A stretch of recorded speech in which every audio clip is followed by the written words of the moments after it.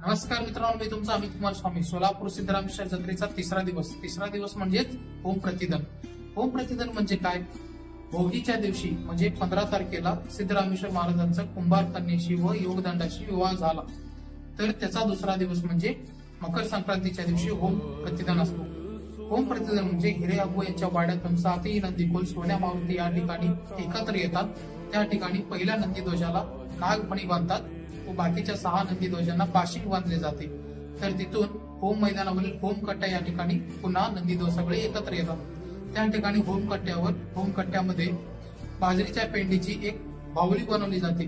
त्या बाहुली म्हणजे कुंभार कन्येचं प्रतिरूप, सौभाग्यवतीचं साक्षात प्रतिरूप. त्या बाहुलीला, त्या बाजरीच्या पेंडीला बनवून शालू आणि मंगळसूत्र, फुलांचा हार सर्व काही त्याला अर्पण करून एक साक्षात सौभाग्यवतीचं प्रतिरूप तिथं बनवतात. त्या प्रतिरूप असलेल्या सौभाग्यवतीला अग्नीमध्ये आहुती दिली जाते. म्हणजेच लग्न झालेल्या दुसऱ्या दिवशी कुंभार कन्येनं सती गेली होती त्याच प्रतिरूप कृती म्हणून प्रतिदान हा दिवस या ठिकाणी केला जातो.